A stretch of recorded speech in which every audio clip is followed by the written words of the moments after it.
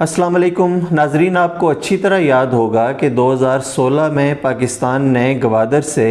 Indian navy के commander Kulbhushan Yadav को गिरफ़्तार किया। कुलभूषण जब गिरफ़्तार हुए तो बलूचिस्तान में उनकी दहशतगर्दी और जासूसी में मुलव्वस होने की बहुत ही तशवीशनाक कहानियाँ सामने आईं। भारत ने इन कहानियों को जुटलाने की कोशिश की और भारत की जानिब से ये बताया गया कि कुलभूषण तो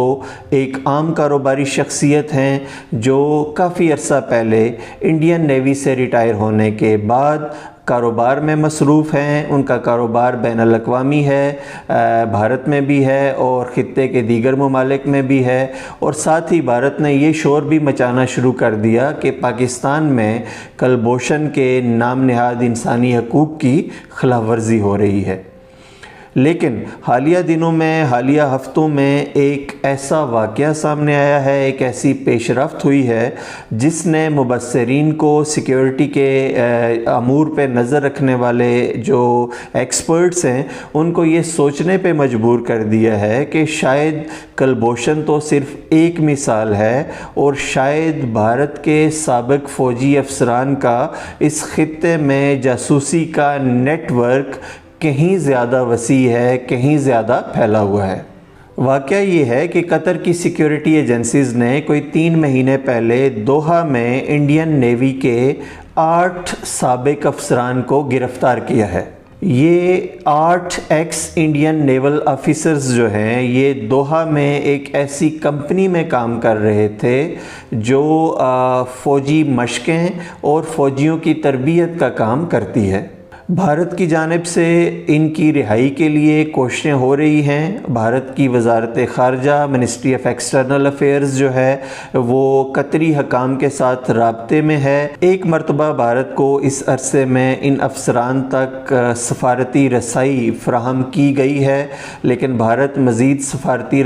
रसाई के लिए कोशिश कर रहा है। लेकिन ऐसे में अहम सवाल ये है कि क्या भारत के वो बहुत सारे साबिक़ फ़ौजी अफसरान जो ना सिर्फ कतर में, मुत्तहिदा अरब अमारात में और दीगर अरब ममालिक में काम कर रहे हैं, उनकी सरगर्मियाँ, उनकी कार्रवाइयाँ सिर्फ़ उन्हीं पेशा वराना सरगर्मियों तक महदूद रहती हैं जो उनका ज़ाहिरी पेशा या ज़ाहिरी असाइनमेंट है? पाकिस्तान के नुक्ता नज़र से ये बहुत अहम है। अगर भारत के साबिक़ फ़ौजी अफसरान जो ख़लीज के बहुत सारे ममालिक में बहुत फैले हुए हैं और बहुत सारी कंपनियों में काम कर रहे हैं, उनमें से एक तादाद भी इस तरह की सरगर्मियों में मुलव्वस है, जिनका ताल्लुक़ जासूसी से है, जिनका ताल्लुक़ किसी भी दूसरे मुल्क में अदम इस्तेहकाम पैदा करने से है, तो ये बहुत ही ख़तरनाक है। बाकायदा तफसीलात तो आने वाले दिनों में सामने आ जाएंगी, लेकिन जिस अंदाज़ में भारत के ख़ित्ते के ममालिक के साथ ताल्लुकात बड़े हैं और जिस बड़ी तादाद में भारत के साबिक़ फ़ौजी अफसरान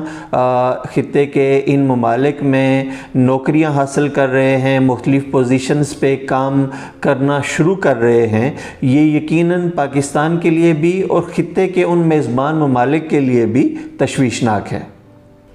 ज़रूरत इस अमर की है कि ख़ित्ते के ममालिक, बिलख़ुसूस अरब ममालिक और ईरान, इंडियन सिक्योरिटी फोर्सेस के साबिक़ एहलकारों को इंगेज करते हुए ये बात ज़हन में ज़रूर रखें कि भारत के और पाकिस्तान के ताल्लुकात की एक ख़ास नोयत है, और जब भारत के साबिक़ फ़ौजी अफसरान ख़ित्ते के इन ममालिक में मुख्तलिफ़ अहम पोजीशंस पर काम करेंगे तो उनका एक ताल्लुक़ पाकिस्तान के साथ जुड़े हुए मामलात के साथ भी होगा। मेरी ज़ाती राय ये है कि हुकूमत पाकिस्तान को भी ख़ित्ते के इन ममालिक को